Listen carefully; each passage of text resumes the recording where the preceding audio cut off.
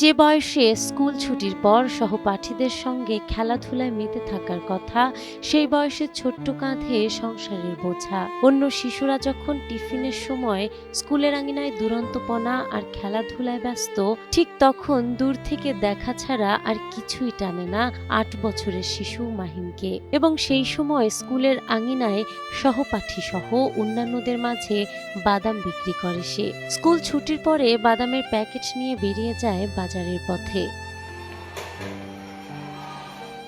হৃদয়স্পর্শী দৃশ্য মেহেরপুর সদর উপজেলার ইসলামপুর গ্রামের গ্যাজালপাড়ার ২য় শ্রেণীর শিক্ষার্থী মাহিম প্রায় ১.৫ বছর আগে তার বাবাকে হারায়। এরপর মা শিল্পী খাতুনকে নিয়ে তাদের দুইজনের ছোট্ট সংসারে নেমে আসে চরম অভাব। সংসার চালাতে প্রতিদিন ভোরে মা বাদাম ভেজে প্রস্তুত করেন, আর মাহিম সেই বাদাম নিয়ে সাইকেলে চেপে চলে যায় স্কুলে। ক্লাস চলাকালীন টিফিনের ফাঁকে সহপাঠীদের মাঝে এবং স্কুল শেষে বাজারের পথে রাত পর্যন্ত চলে তার বাদাম বিক্রি।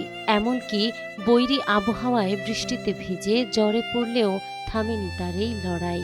ছোট ছেলেকে যখন ৮ বছর ছেলে তখন বাদাম বেচতে দিয়েছি। ছেলে বাদাম বেচে নিয়ে আনে সংসার চলে। ছেলে যখন বেচে তখন খায়, না বেচে তখন ছেলে খেলাধুলা, মানুষ খেলাধুলা খেয়ে চারটি বাদাম বেচতে গিয়ে খেলাও খেতে পারে না।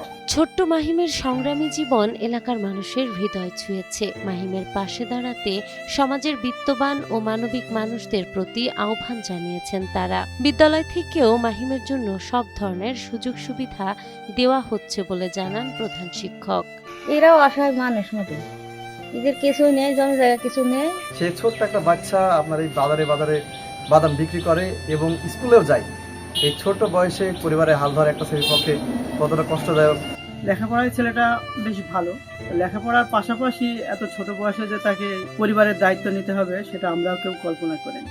মাহিম নামের ছেলেটি অত্যন্ত দরিদ্র পরিবার থেকে এসছে। ওর বাবা ১ বছর আগে মারা গেছেন। ও আর ওর মাই হচ্ছে ওর পরিবারের ২জন সদস্য। ওদের পরিবারের সদস্যটা ওর আয়ের উপরে নির্ভরশীল। ও বাদাম বিক্রি করে যে পরিমাণে অর্থ উপার্জন করতে পারে সেই পরিমাণ অর্থ দিয়ে ওদের সংসারটা চলে। প্রতিষ্ঠানের পক্ষ থেকে মাহিমকে যথাসাধ্য চেষ্টা করি ওকে উপকৃত করার জন্য আর্থিকভাবে। সেই সাথে আমি সবার কাছে অনুরোধ করব যেন মাহিমকে সাহায্যের হাত বাড়িয়ে দেয়, যাতে ওর ভবিষ্যৎ জীবনটা চলতে পারে। শিশু হিসেবে মাহিম ও তার পরিবারকে শিক্ষাবৃত্তি সহ অন্যান্য সুযোগ সুবিধার আওতায় আনার উদ্যোগ নেওয়ার আশ্বাস দিয়েছেন এই কর্মকর্তা। আপনাদের ইতিমধ্যে তথ্যটা আমি পেয়েছি এবং আপনারা দেওয়াতে আরও বেশি উপকৃত হলো যে আমরা যতদূর সম্ভব আগামী আগস্টের ১ তারিখ থেকে আমাদের বয়স্ক ভাতা, বিধবা ভাতা, প্রতিবন্ধী ভাতা, প্রতিবন্ধী শিক্ষাবৃত্তি এই সকল ভাতার আবেদন শুরু হবে।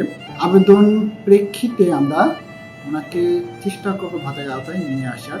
ইউনিয়ন কমিটির মাধ্যমে কিন্তু ভাতার সুপারিশটা আসে।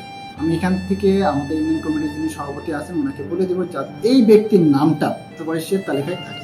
যে শিশুটা আছে আমরা অন্য কোনো সুবিধা দেওয়া যায় কিনা আমাদের পক্ষ থেকে, আমাদের যে ইউনিসেফের যে প্রজেক্ট আছে মেহেরপুরে এই প্রজেক্ট থেকে কিছু করা যায় কিনা আমরা চেষ্টা করবো। এর বাইরে যদি আমাদের পক্ষ থেকে বিশেষ করে সমাজ কল্যাণ পরিষদ নামে একটা খাত আছে, এখানে আমরা শিক্ষার্থীদেরকেও সুবিধা করে থাকি।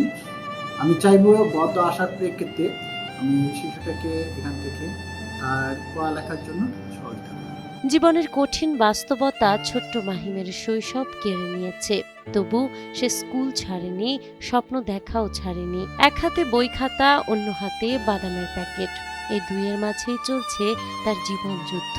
তবে সমাজের একটু সহযোগিতাই হয়তো পারে মাহিমকে আবার তার হারিয়ে যাওয়া শৈশব ফিরিয়ে দিতে। নাহার বৃষ্টি, টাইমস টুডে।